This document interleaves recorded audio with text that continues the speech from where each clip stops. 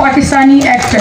He has starred in numerous stage shows and telefilms in different languages and has brought smiles on people's faces. Please come on stage and express your thoughts with us. أعوذ بالله من الشيطان الرجيم بسم الله الرحمن الرحيم اللهم صل على سيدنا محمد بعدد كل داء ودواء وبارك وسلم عليه معزز خواتین حضرات السلام علیکم. سب سے پہلے میں ان تمام شہداء کو سلام پیش کرنا چاہتا ہوں جنہوں نے کسی بھی مقام پر پاکستان کی عزت کی خاطر اپنی جان کا نذرانہ پیش کیا. میں سلام پیش کرتا ہوں میرے جنرل انیک الرحمان صاحب کو جنہوں نے مجھے اس میگا پروگرام کے اندر انوائٹ کیا. پچھلے 3 دن سے یہ جبران بھائی اور میری بیٹی مائرہ انہوں نے 3 دن میں مجھے اتنی کالیں کی ہیں مجھے شک پڑ گیا کہ کہیں میری گاڑی سے بھی کچھ پکڑا گیا. مجھے پورے راستے گاڑی میں سفر کرتے ہوئے 9C کی گاڑیاں نظر آتی ہیں. میں دعائیں کرتا ہوا آیا اور وہ جو ڈرائیور مجھے لے کر آیا ہے اللہ اس کی زندگی صحت اور تندرستی کرے. مجھے آدھے رستے تک یہ احساس رہا کہ کاش میں انشورنس کرا لیتا. یہ اس کے میرا خیال ہے کہ وہ ہیلی کاپٹر کا ڈرائیور تھا جس طرح وہ اڑا کے لے کر آیا مجھے یہاں پر.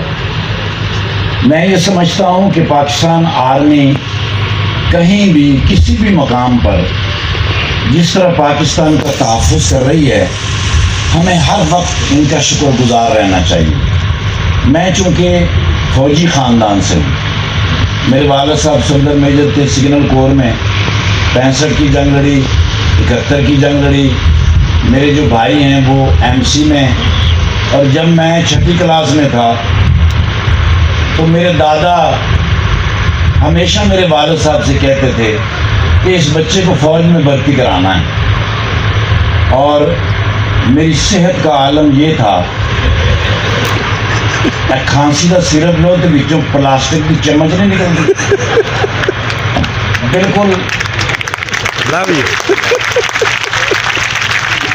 ایسی ہی میری صحت. اور دادا جی 24 گھنٹے میرے والد صاحب نے کہتے ہیں بھئی آپ تو سولجر میجر ہیں, آپ کی بڑی اپروچ ہے, کوئی بات نہیں ہے, اگر کمزور ہے تو پھر کیا ہوا, آپ بھرتی تو کرا سکتے ہیں.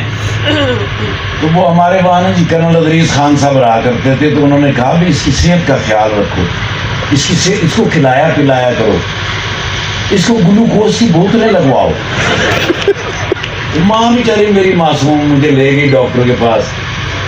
وہ گلوکوز کی بوتل لگی تو وہ سوئی جو لگی ہے نا جی مجھے اس کی درد آج بھی یاد ہے.